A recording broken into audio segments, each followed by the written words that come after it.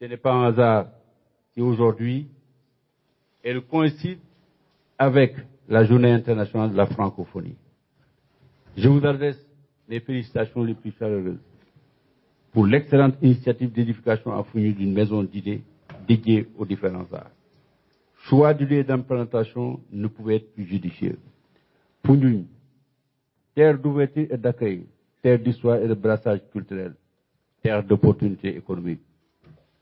Je suis fier et content de dire que je suis né dans le département de Foundiougne. Opportunités également. Ouverture et modernisation de Foundiougne grâce aux investissements structurants en cours. Terminal pétrolier, port, pont à péage. Pont à péage viennent renforcer l'opportunité touristique de Foundiougne, comprise dans le delta du Saloum classé patrimoine mondial de l'UNESCO. Et faisant partie du club des plus belles maies au monde. Sans doute, Abdoulaye, vous êtes conscient des formidables perspectives économiques offertes par l'exploitation pétrolière à Sangomar. L'ouverture d'une IFR dans le département, environnement, biodiversité de l'université Hussein de Kaolack, du Sine Saloum, et la mise en service prochaine du port de Foundiougne, l'érection de l'agropole centre dans le Nyombato, autant de possibilités touristiques et économiques supplémentaires que l'offre culturelle que vous avez mise en place aujourd'hui va accompagner. Cette maison est une excellente contribution à la territorialisation des politiques publiques. Et un élément phare dans la démocratisation de l'action culturelle, conformément aux orientations du plan Sénégal émergent. Vous êtes rentré davantage dans Foundiougne, dans l'histoire culturelle du Sénégal, en y édifiant la première maison de la francophonie de la culture. Francophonie, oui. C'est ce qui me permet personnellement de m'insérer davantage dans le procès universel. Ma situation particulière d'Africain, plutôt que de construire un handicap pour l'entrée dans l'universel, devrait, comme le dit Césaire, un excellent moyen de préparer son entrée dans l'universel. Je me sens à l'aise dans la francophonie parce qu'elle me permet d'être dans l'universel. Je me sens à l'aise dans la francophonie parce qu'elle me permet d'écrire une langue, parce qu'elle me permet de lire une langue. Ce n'est peut-être pas à mon honneur du tout pour dire que la langue que je maîtrise le plus en écriture, c'est sans conteste le français.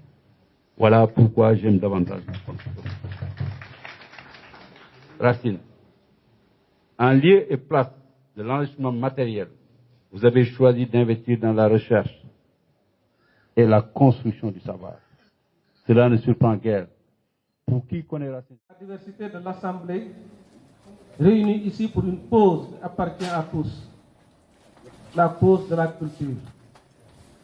Celle-ci, nous le savons tous, occupe une place centrale dans la vie des peuples et les caractéristiques de la vie des peuples qu'elle identifie et à qui elle confère une personnalité distincte.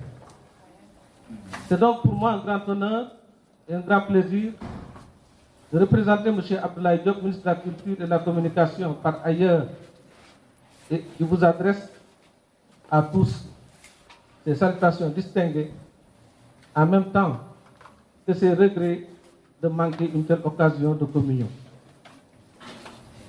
À M. Abdoulaye Racine Senghor, à Racine, comme on l'appelle familièrement, M. le ministre vous adresse ses chaleureuses félicitations pour avoir eu cette idée généreuse et surtout pour l'avoir réalisée. Une maison de la culture et de la francophonie dans une ville de l'intérieur du pays, et singulièrement à Foundiougne, répond à une des préoccupations du chef de l'État, le président Macky Sall. Non seulement parce que cette ville symbolise beaucoup dans son itinéraire personnel, mais encore, cette initiative participe de la politique qu'il a définie et qu'il conduit avec dextérité. laquelle politique se préoccupe de ne laisser en rade aucune parcelle du territoire, justement en territorialisant les politiques publiques. Cette vision a éclairé assurément notre ami Racine Senghor. Évidemment, c'est pour moi un honneur et un plaisir d'être là à Foundiougne ce matin pour l'inauguration de la Maison de la Culture et de la Francophonie. Je voudrais en remercier évidemment notre ami et grand frère Racine Senghor qui a vraiment l'esprit de suite. Parce que je crois que quand on avait échangé la première fois sur cela, ça ne date pas finalement de très longtemps. Et depuis lors, vraiment, il a mis ce qu'on appelle une expression usuelle, les bouches doubles, pour que cette maison puisse s'ouvrir aujourd'hui même, en ce jour symbolique, donc du 20 mars, Journée internationale de la francophonie. J'ai oublié de citer le recteur Christian Philippe, évidemment le président du réseau international des maisons de la francophonie. Cet espace, il l'a dit tout à l'heure, un espace d'échange, de créativité, mais aussi d'inclusion. Il a parlé tout à l'heure d'état d'IB. Je pense que ça, c'est l'esprit même que nous voulons développer au sein de la francophonie, cette francophonie des valeurs qu'on a évoquée tout à l'heure. Et je voudrais vraiment la remercier et la féliciter bien sincèrement. Évidemment, la direction de la francophonie à son niveau, et je pense toutes les institutions de la francophonie, Mme Rémi Yodova, déléguée de l'OIF à l'enseignement de francophonie dans le monde est là. On a aussi la chance d'avoir à Dakar le siège de 4 institutions de la francophonie. Je pense que le Sénégal est le seul pays qui abrite le siège de 4 institutions de la francophonie. On a le bureau régional de l'Agence universelle de la francophonie, qui est le plus ancien bureau régional dans le monde. On a la conférence des ministres de l'éducation de la francophonie, la Confémen, qui est la plus ancienne des institutions de la francophonie. On a la conférence des ministres de la jeunesse et des sports de la francophonie, la Conféges. Et on a aussi la dernière née des institutions, c'est l'Institut de la francophonie pour l'éducation et la formation. Et surtout, toutes ces institutions, associées à Mme Rémi Yodova, fait de Dakar la capitale francophone de l'éducation et de la formation. Toutes les institutions en charge de l'éducation et de la formation, le siège à Dakar. Donc je pense aussi, c'est aussi vraiment une symbolique assez forte pour montrer la place que doit revêtir l'éducation, la jeunesse au sein de la francophonie. D'autant mieux que le thème du 20 mars, qui est aussi le thème de la quinzaine de la francophonie que nous avons lancé à Dakar vendredi dernier, c'est la francophonie de l'avenir. Et la francophonie de l'avenir, c'est celle de la jeunesse. Parce que 60% de la population des pays francophones est constituée des jeunes. Donc ça veut dire objectivement et de manière pragmatique que la jeunesse est l'avenir de la francophonie. Et si la jeunesse ne s'approprie pas la francophonie n'a pas d'avenir. Vraiment, je ne voudrais pas être long.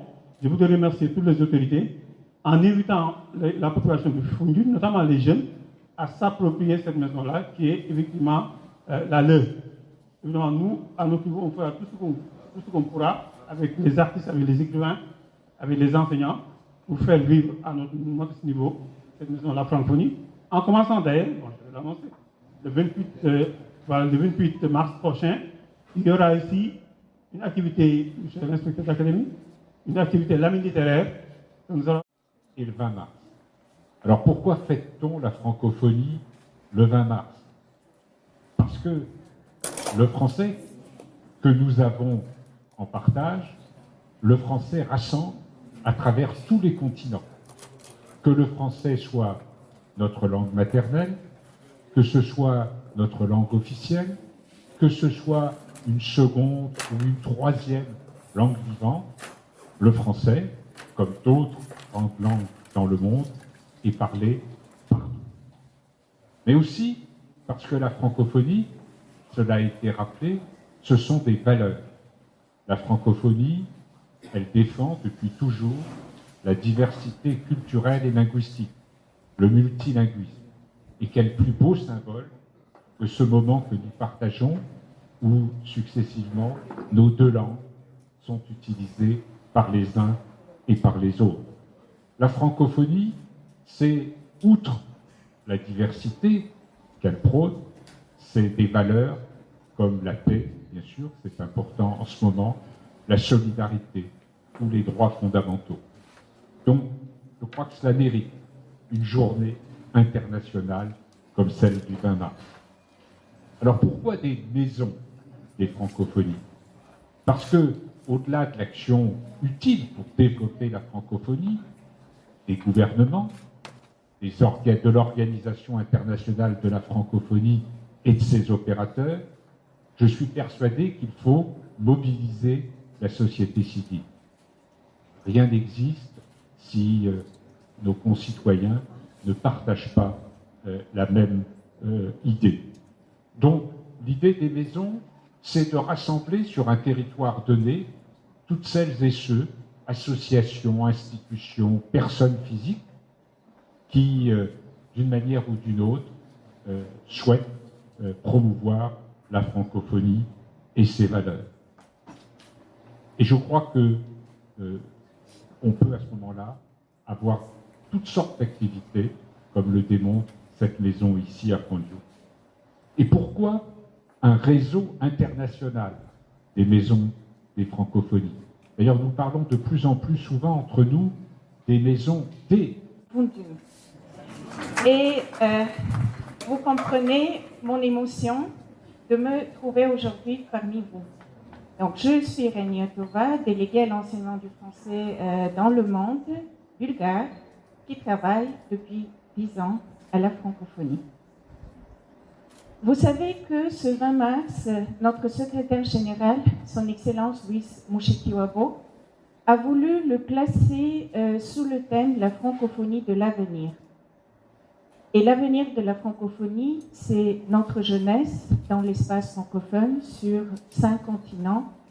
Et comme cela a été rappelé, dans beaucoup de pays, 60% de la population sont des jeunes. Cette maison de la francophonie, de la culture et de la francophonie, elle est ouverte à la jeunesse africaine. Comme mon ami Racine Senghor est poète, moi je me permettrai de décrypter ce que je vois dans le mot culture, ce que cette institution va incarner, un peu en figure de style poétique, en commençant à décrypter ce que je trouve derrière chaque lettre du mot culture. D'abord, c'est comme créativité. Ça doit être un espace de créativité. Ça doit être un espace où les jeunes peuvent s'exprimer dans tous les arts et transmettre leur imagination aux autres. U comme union. Nous sommes unis à la francophonie par notre diversité. Nous sommes unis par nos valeurs. Nous sommes unis par notre langue de partage, la langue française. Elle, comme lecture, ça doit être absolument un espace de lecture aussi bien pour les petits, les jeunes, pour tout le monde. Et je suis particulièrement heureuse qu'aujourd'hui, nous allons faire la première activité dans cette maison, qui est le marathon de lecture, qui est consacré au roman de Karine Caton, Le Palais des Deux Collines, lauréat du prix des 5 continents de la francophonie pour 2021. Que je suis la première bulgare à Fondiou. Pourquoi cette maison de la culture et de la francophonie? Une question à la fois simple et compliquée. Pourquoi cette maison de la culture et de la francophonie? Oui. Oui, c'est vrai. Vous savez, comme disait l'autre, les caméramens nous obligent à respecter un certain ordre, même si on doit tourner le dos à ceux à qui on doit s'adresser. Et ce n'est pas grave. Parce que vous avez la capacité, vous, de les mettre sur l'écran pour que tout le monde voit. Et je vous remercie, les journalistes. Cette maison de la francophonie répond à une passion personnelle et à une histoire que nous avons vécue ensemble ici à Fondiou. Et Yann l'a un peu rappelé par ce chant-là. Fondiou est une ville de culture. Le département de Fondiou est un département de culture.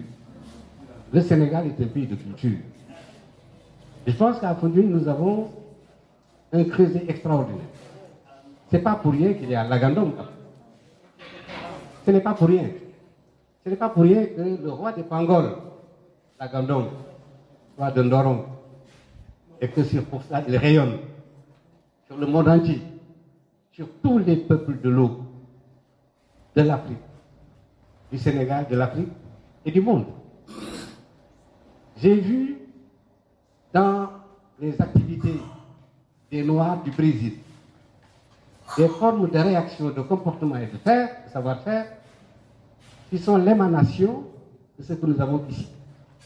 J'ai été particulièrement ému à la Havane, à Cuba, de voir à une soirée récréative sortir une troupe de Noirs qui ont joué, j'avais les larmes aux yeux, qui ont joué, et quand ils jouaient, je croyais entendre les circoncis de Foundiougne qui allaient appeler le MAM derrière les tentes. C'est extrêmement émouvant, mais ça c'était à la Havane. Ceux qui le faisaient, mais ils y étaient depuis des siècles. C'est très important. La culture est la base de tout. Et Foundiougne est un centre de culture. Et nous aimons Foundiougne, nous aimons cette région. Moi, je suis entièrement du département de Foundiougne, n'est-ce pas, Latif? Hein? Parce que nous sommes nés dans la même commune, moi, et nous avons fait le même parcours. Tokon, Passy, Foundiougne. Je peux citer tous les villages, tous, de Foundiougne à Karang, maire de Karang est là. C'est un pays extraordinaire, très riche. Mais c'est un pays aussi de la francophonie. C'est un pays de la francophonie. L'école de Foundiougne date de 1893. 1893, comptez, ça fait presque 120 ans. Un peu plus. Ça, c'est important. Cette école a produit les plus hauts diplômés depuis un siècle. Un siècle et quelques. La francophonie est installée depuis très longtemps.